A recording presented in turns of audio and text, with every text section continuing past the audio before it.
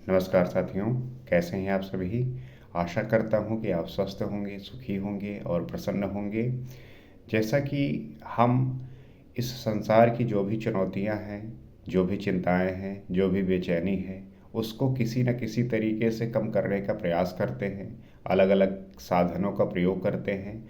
परंतु आपको ये मालूम ही होगा कि आप कुछ भी कर लीजिए, कहीं ना कहीं से आप परेशानियों से घिर जाते हैं, चिंताओं से घिर जाते हैं। लेकिन अपने अथक प्रयास से कितना भी इस सांसारिक जीवन में इस चिंताओं से हटने का प्रयास करिए, आप कहीं ना कहीं अपने आप को भिन्न और अलग पाते हैं। परंतु एक ऐसा रास्ता है, एक ऐसी स्थिति है जहाँ पे आप अपने आप को इन सब से अलग पा सकते हैं, अपने आप को एक नया जीवन दे सकते हैं।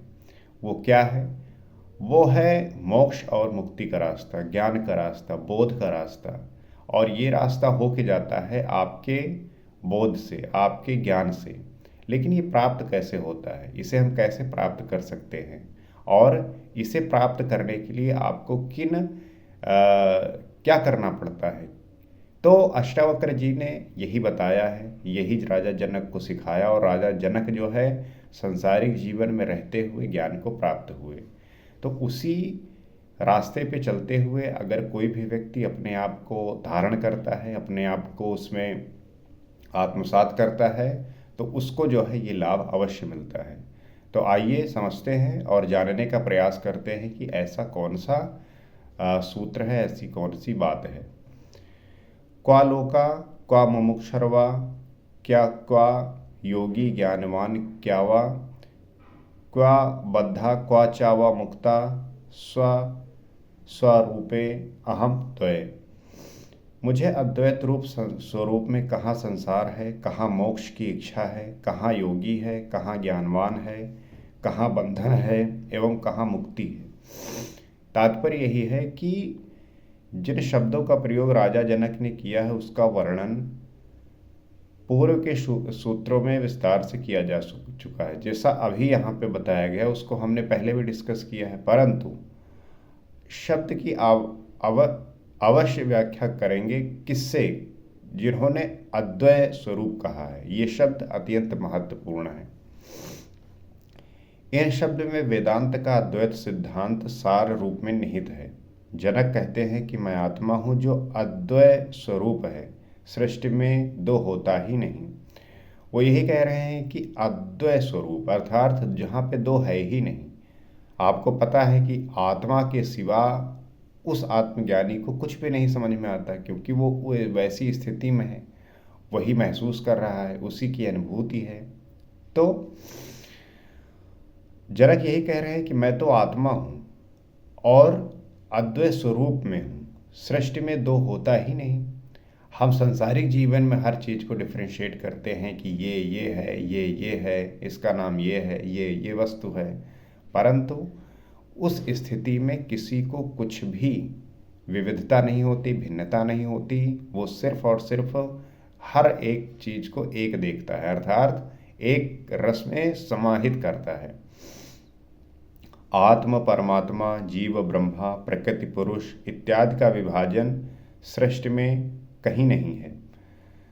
अर्थात आत्मा, परमात्मा, जीव ब्रह्मा, प्रकृति पुरुष इत्यादि का विभाजन सृष्टि में है ही नहीं है उस आत्मज्ञानी के लिए, जो हम इस संसारी जीवन में इसका विभाजन करते हैं, इसको अलग तरीके से देखते हैं। तो समस्त जीव उस एक ही आत्मा का विस्तार है, दो मानना ही अज्ञान है। अर्थात जो समस्त जीव हैं उस एक ही आत्मा के विस्तार हैं। जो हम विभिन्न प्राणी देखते हैं, जीव जंतु देखते हैं, पशु पक्षी देखते हैं, पेड़ पौधे देखते हैं, वो जो हम सब डिफ्रेंशिएट करते हैं, अलग करते हैं, सबको अलग नाम से संबोधित करते हैं, तो वही जो है हमारे विभाजन का यहाँ पे कारण बनता है। समस्त जीव उस एक ही आत्मा का विस्तार है, परंतु एक आत्मज्ञानी के लिए, एक बोधित व्यक्ति के लिए वो समस्त जो है चीज़ें एक हैं, उस आत्मा का ही विस्तार है। दो मानना ही अज्ञान है, भ्रम है। मैं आत्मा होने के कारण अविभाजित हूँ। अगर आप दो मान रहे हैं तो इसका मतलब है कि आप अज्ञान में हैं, आप भ्रम में हैं। जब तक आप चीज़ों को अलग मानेंगे तभी तक आपके अंदर वो अज्ञान और भ्रम की जो स्थिति है वो बनी रहेगी। क्योंकि आत्मा होने का कारण है कि अविभाजित, वहाँ पे आप डिफ्रेंशिएट कर ही नहीं सकते, अलग कर ही नहीं सकते। मुझे अज्ञानतावश जिन भिन्नताओं की अनुभूति हो रही थी अब वो समाप्त हो गई है। राजा जनक कह रहे हैं कि इस संसारी जीवन में रहते हुए जो मुझे भिन्नता महसूस हो रही थी वो अब रह नहीं गई है। अर्थात अब मैं सिर्फ आत्मा के विस्तार को ही समझता हूँ और इसके सिवा और कुछ भी मुझे नहीं दिखता। अब मेरे लिए ना कोई लोक है जहाँ मैं हर सकूं, क्योंकि मैं ही सभी जगह व्याप्त हूँ, मेरा कोई निश्चित स्थान विशेष नहीं है। अक्सर जब हम संसार में रहते हैं और बात करते हैं और जानने का प्रयास करते हैं कि हर पंडित पुरोहित जो है आपको स्वर्ग भेजने का प्रयास करता है, कोशिश करता है, आप उसी के लिए जो है तत्पर रहते हैं, अलग अलग तरह के प्रयोग करते हैं, परंतु आत्मज्ञानी व्यक्ति के लिए स्वर्ग नरक कोई भी लोक जो है बचता ही नहीं है। न मेरी मोक्ष प्राप्त करने की इच्छा है, क्योंकि मैं जहाँ हूँ वही मोक्ष है। लेकिन जब वो ज्ञान प्राप्त हो जाता है, उस आत्मा की अवस्थिति में होते हैं आप, तब मोक्ष प्राप्त करने की इच्छा भी खत्म हो जाती है। क्यों? क्योंकि जहाँ वहाँ है वही मोक्ष है, वही जो है परम आनंद है। मोक्ष उससे भिन्न नहीं है, ज्ञान मार्ग पर है, वो चल रहा है, उसे अभी प्राप्त करना है। तो मोक्ष जो है फिर उससे भिन्न नहीं रह जाता कि अभी उसे प्राप्त करना है, क्योंकि अब वही सब कुछ है, वही मोक्ष है, वही ब्रह्मा है, वही आत्मा है। ज्ञानी मार्ग पर है, वो चल रहा है, उसे अभी प्राप्त करना है। अर्थात वो ज्ञान के मार्ग पे है, वो चल रहा है और उसके लिए सदैव वो चीज़ सीखनी है, जाननी है, प्रयास करते रहना है। वो साधक है और ज्ञानवान व उसे जिसे ज्ञान हो गया है, परंतु मैं आत्मस्वरूप होने से स्वयं ज्ञान हूँ।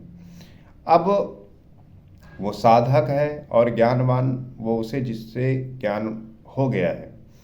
जो व्यक्ति इस प्रोसेस में होता है उसे हम साधक कहते हैं, और जब ज्ञान प्राप्त करने की अवस्था में होता है तो उसे हम ज्ञानवान कहते हैं, जिसने ज्ञान प्राप्त किया। परंतु जो आत्मस्वरूप हो गया है वो स्वयं आत्मा हो जाता है, वही स्वयं ज्ञान हो जाता है, वही उसकी प्रतिमूर्ति हो जाती है। तो ज्ञानवान नहीं हूँ, क्योंकि ज्ञानवान में ज्ञान अलग नहीं होते। मैं ना बद्ध हूँ ना ही मुक्त हूँ, क्योंकि ना ही आत्मा के लिए बंधन है जिससे कोई बांधे और ना ही वो मुक्त होती है। वो तो सर्वदा एक ही भाव में रहती है, ऐसा ही मैं हूँ। अर्थात यही है कि राजा जनक जो है वो आत्मा के बंधन, ना ही आत्मा के बंधन है और ना ही किसी भी प्रकार के बांधे हुए या मुक्त हुए हैं। वो तो सर्वदा एक ही भाव में रहते हैं, ऐसा ही वो महसूस कर रहे हैं, ऐसा ही वो फील कर रहे हैं। तो ये स्थिति होती है एक साधक की होने की, एक आत्मज्ञानी होने की। क्योंकि आत्मज्ञानी होने का मतलब ही होता है कि उसे जो है अब इस सांसारिक जीवन से कोई भी मतलब रह नहीं गया है। अर्थात कोई भी जो है अब बचा ही नहीं,